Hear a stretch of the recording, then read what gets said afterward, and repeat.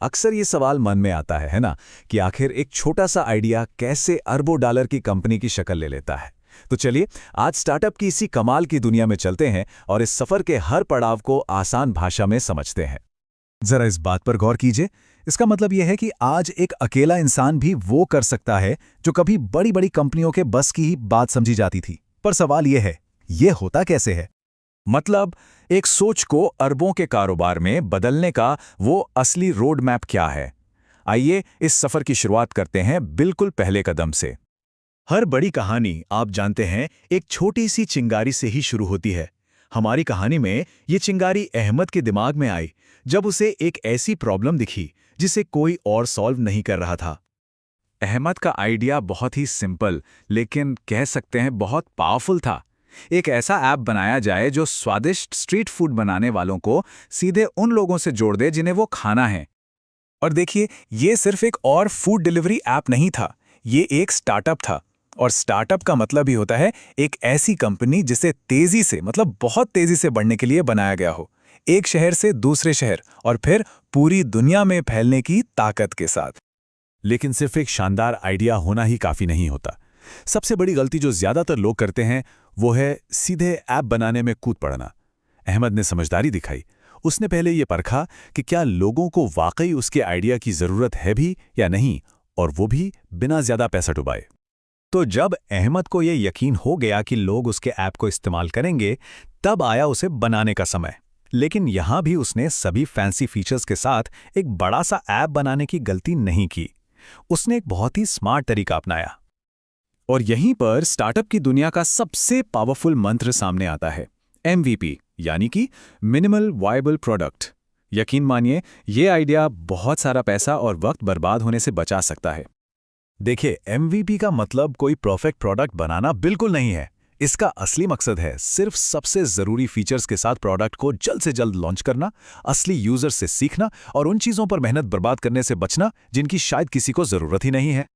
अच्छा, अब जब अहमद का प्रोडक्ट बाजार में आ गया है, तो उसे इन्वेस्टर्स और पार्टनर्स से बात करने के लिए बिजनेस की भाषा सीखनी होगी। बिल्कुल वही भाषा जो अक्सर शार्क टैंक जैसे शोज में सुनने को मिलती है। तो चलिए, ये जो भारी भरकम शब्द सुनाई देते हैं ना, इनमें से 3 सबसे जरूरी शब्दों को आज तोड़कर समझते हैं। असल में यही वो शब्द हैं जो किसी भी स्टार्टअप की पूरी कहानी बयां करते हैं। पहला है CAC, यानी कस्टमर एक्विजिशन कॉस्ट। आसान भाषा में कहें तो ये बताता है कि एक नया कस्टमर पाने के लिए मार्केटिंग पर कितना पैसा खर्च करना पड़ रहा है। फिर आता है बर्न रेट। ये वो रफ्तार है जिस पर कंपनी पैसा खर्च कर रही है। अगर कोई कंपनी हर महीने 1 लाख रुपए खर्च कर रही है, तो उसका बर्न रेट हुआ 1 लाख रुपए प्रति महीना। और बर्न रेट हमें ले जाता है रनवे तक। ये स्टार्टअप की कह लीजिए सर्वाइवल क्लॉक है। ये बताता है कि कंपनी के पास पैसे खत्म होने से पहले कितने महीने का वक्त बचा है। तो जब रनवे छोटा होने लगता है, तो जाहिर है रॉकेट के लिए और ईंधन की जरूरत पड़ती है। स्टार्टअप की दुनिया में ये ईंधन आता है फंडिंग से। और इन्वेस्टर से पैसा पाने के लिए अहमद को एक पिच डेक बनाना होगा। ये असल में उसके बिजनेस की पूरी कहानी है, जिसे बस कुछ ही स्लाइड्स में समझाया जाता है। अब इन्वेस्टर्स ये पैसा मुफ्त में तो देते नहीं हैं, वो इसके बदले में कंपनी में हिस्सेदारी लेते हैं, जिसे इक्विटी कहते हैं। लेकिन वो कितनी हिस्सेदारी लेंगे, ये सब निर्भर करता है कंपनी की वैल्यूएशन पर। मतलब आज कंपनी की कीमत कितनी है। जैसे मान लीजिए कि अगर कोई इन्वेस्टर 20 लाख रुपए लगाता है और इन्वेस्टमेंट के बाद कंपनी की कुल वैल्यू 1 करोड़ रुपए हो जाती है, तो उस इन्वेस्टर को कंपनी में 20% की हिस्सेदारी मिल जाती है।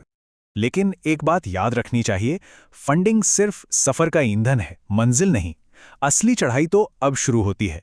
और एक लंबे समय तक चलने वाली कंपनी बनाने के लिए कुछ बुनियादी सिद्धांतों की जरूरत होती है। एक कामयाब स्टार्टअप इन 4 पिलर्स पर खड़ा होता है। एक जबरदस्त आइडिया, एक बेहतरीन प्रोडक्ट, एक शानदार टीम और इन सबको सच करने के लिए दिन रात की मेहनत। इनमें से एक भी चीज कमजोर हो तो पूरी इमारत ढह सकती है। और आखिर में सारी बात आकर ग्राहकों पर ही टिक जाती है। ऐसे ग्राहक नहीं चाहिए जिन्हें आपका प्रोडक्ट सिर्फ पसंद हो। ऐसे ग्राहक चाहिए जो उससे प्यार करें, जो उसके बारे में अपने दोस्तों को बताने से खुद को रोक ही ना पाएं। तो एक आइडिया से शुरू होकर दुनिया पर असर डालने तक का सफर यकीनन लंबा और मुश्किलों से भरा हो सकता है। लेकिन जैसा कि हमने अभी देखा, अगर सही रोड मैप हो, सही टूल्स हों, तो ये सफ़र आज पहले से कहीं ज़्यादा मुमकिन है। याद रखिए, हर बड़ी कंपनी की शुरुआत एक छोटे से आइडिया से ही हुई थी। अब सवाल यह है कि अगला बड़ा आइडिया किसका होगा।